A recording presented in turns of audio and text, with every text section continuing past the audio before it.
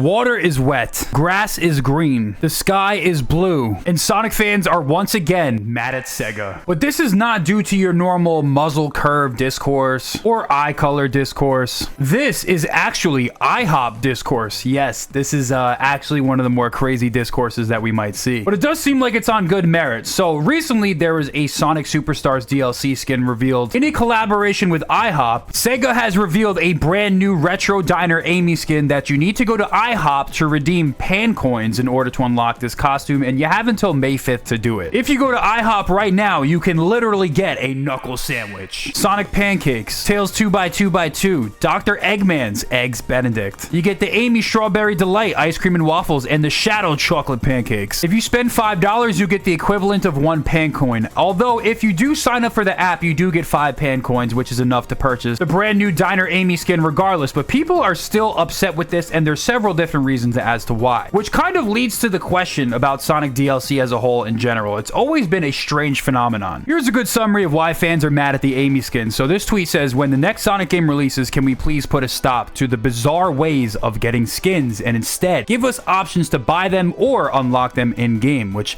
hey, sounds like a pretty good idea. It's incredibly unfair to those who aren't in the United States, and it feels like PC players get screwed over every single time. So for those of you who are unaware, the Diner Amy retro skin is kind of a symptom of a larger problem, but for the most part, essentially, players outside of the US are going to have a hard time obtaining the skin. For example, if you live in the UK, you will not be able to obtain the skin. Also, furthermore, if you play on the computer, you will also not be able to obtain the Diner Amy skin. So what is the deal with Sonic DLC? Because if you look at some of the recent years, and just with marketing rollouts for SEGA, there's always some little catch. There's been some good. For example, we have the new Shadow costume for Sonic. We also have the Santa Holiday Cheer Sonic costume. But then you have things like the Digital Deluxe Edition, which for an extra $10, you can get all these extra skins in the game. Is this really where the problem lies? I mean, sometimes it can get a little bit confusing, like signing up for the newsletter to get a modern Amy skin. But now, if you try to purchase this skin, you actually have to pay $1.49, which I guess is kind of reasonable. But another thing that really comes to mind with the Sonic Superstar skins not being available is the comic book skins, which in my opinion, I think these are some of the best looking skins that they could have offered because it kind of has a true classic and like stylized art style. However, like the IHOP skin, you needed to purchase items on Kroger's, and also you could only get these skins on the consoles. You couldn't get it on the PC. But this was just yet again one of those weird, confusing marketing gimmicks that is basically locking skins behind confusing processes that most people probably are not able to either do or just downright confused on how to get them. And now these skins are no longer even available, even though they're so cool. So basically, a lot of Sonic fans are angry about how these costumes for these Sonic games get rolled out. Basically, a lot of people are upset and angry and just confused about how they're rolling out these DLCs because it's not available to everybody. Someone said, oh, that's a timed regional exclusive DLC, which, judging by the comic skins never being made available elsewhere and will never be made available elsewhere. This tweet right here says, kind of sad to give skins only to one region. I wish you guys would let us at the very least purchase for a limited time these skins on the stores of the other regions. It just doesn't feel fair to be left out if you're specifically not American. So yes, Sonic fans are up in arms, and I think they have a point. I mean, personally, to me, I don't think it's that big of an issue because it's like, all right, I think we can live without the cartoon character skins or whatever. I don't think it's really detrimental to the game. I think the biggest problem I had with Superstar is that it was $60. That's my problem. I don't know. Maybe I have different priorities. Well, I personally think the IHOP promotion in of itself is pretty cool because I'll definitely be heading over there to check out the new Sonic stuff. It does lead to a larger question about how SEGA is rolling out some of these skins and region locking them and just hiding them behind weird processes. Just in general, exclusivity is rubbing a lot of consumers in the wrong way. Even look at a game like Sonic Dream Team. This was a game, while this isn't like a region locked exclusive kind of thing, this was essentially one of the best 3D Sonic games objectively in a very long time. Some people liked Frontiers, some people hated Frontiers, hated Superstars, some people liked it, but this one I feel like most people generally liked. Like if you played this game, you probably liked it, and it actually got a higher Metacritic score than Frontiers and Superstars. And it kind of returns to a more traditional format for 3D Sonic. And even this game, this was something that was locked to Apple Arcade, so a chunk of the fan base was not able to play it. And not only was a chunk of the fan base not able to play this game, you had to pay a monthly subscription for it, so you don't actually even own the game. So you're essentially paying to rent this game. If this game ever goes offline, goodbye to all your progress and anything you've ever unlocked in this game, or the ability to play it for that matter. Even recently, it was announced that there's going to be a mobile port for Sonic Mania, the first official way to actually play this game on mobile. But what's the problem with that? The game is actually locked to a Netflix subscription. Now, granted, a lot of people do have Netflix, and also there is some issues with this port apparently, but still, still another one of those like exclusivity deals that is going to alienate at least some of the fans. Maybe this is a little bit different than a Dream Team situation because the game is quite literally unavailable, one, for purchase, but two, on other platforms. At least Sonic Mania, technically you could purchase it on other platforms, although you can't do it on mobile, but you know, you can still play it on Switch, PC, Xbox, whatever the case may be. So some people really take issue with games like Dream Team when they're exclusive because it really does alienate a lot of people. But keep in mind, guys, according to the leaker Midori, Apple Arcade games are definitely not going away, so it's probably only a matter of time before another one gets released. Apparently, a new SEGA All-Star title will be developed by Hardlight as well, so keep in mind, there's probably some more on the way. But back to the exclusivity, we also had the Sonic Frontiers Corone DLC, which was released back when the game first released, and this was actually only region locked to Japan. So there were some extra animations, there was gloves and shoes, there was a bunch of stuff that the DLC added, but also players outside of Japan could not access it. Also, when the game first released, there were issues with the soap shoes as well. You had to sign up for the newsletter. Some countries did not have access to them. They went away from the item shop. There's just always something weird. There's always some catch with the DLC for some of these Sonic games. Sonic Origins Plus, there originally wasn't a physical version of the game, but then when Origins Plus came out, they released a physical version, but also if you purchased the original version of Origins, you had to pay $10 for the DLC, but if you didn't, it was included with Plus. When Sonic Forces came out, you originally had to pay $2 to unlock Super Sonic in the game until eventually the backlash was so great that they eventually had to release him for free. Even Sonic Boom Rise of Lyric had exclusive DLC as well that was also region locked. They had the Luminous costumes that people got for pre-ordering the game. This was exclusive to the United States. It was not available in Europe or Japan. Sonic Lost World had the Nightmare Zone, which was only available for PC players. The craziest part about all this is that SEGA is the same company that gave us 3 major content updates for Sonic Frontiers. It hasn't been all bad with the DLC. There's been some good that they've done in the past. As a matter of fact, I feel like Frontiers DLC, we were almost spoiled with that. I mean, getting the spin dash, writing a new ending for what I thought to be the worst ending possible. Like, there's been a lot of great things with Sonic DLC. Even though Sonic Lost World did have some exclusive DLC, we also got stuff like the Zelda DLC, which was really cool, and this was also free. Although the game was exclusive to the Wii U, it's still, you know, available for physical purchase, unlike games like Sonic Dream Team. We also got stuff like the Yoshi DLC, so there's a lot of great free things in Sonic, right? A lot of great free DLC. Even like Sonic Superstars, Sonic Frontiers also got some pretty cool free DLC costumes like the Monster Hunter stuff, which also introduced gameplay mechanics as well. And then you just get stuff like the Sonic Generations Pinball Zone. Like, what is this? So that's why Sonic fans are angry today, but do you think they have a point? Like I said before, I really care that the stupid little virtual cartoon characters don't have the costumes. I personally, it really doesn't matter to me. People on Sonic Twitter are angry. I mean, keep in mind, Sonic Twitter is probably a total of maybe like 1 to 2,000 people max for like daily active users. I don't know if it represents the large sentiment of the fan base, but there are some trends that I can see why people are upset with. The reason why some of these deals exist is obviously for marketing and funding. For example, Sonic Dream Team was probably only a thing because of Apple Arcade's funding. The IHOP promotional campaign will probably bring a lot of random people into Sonic as well,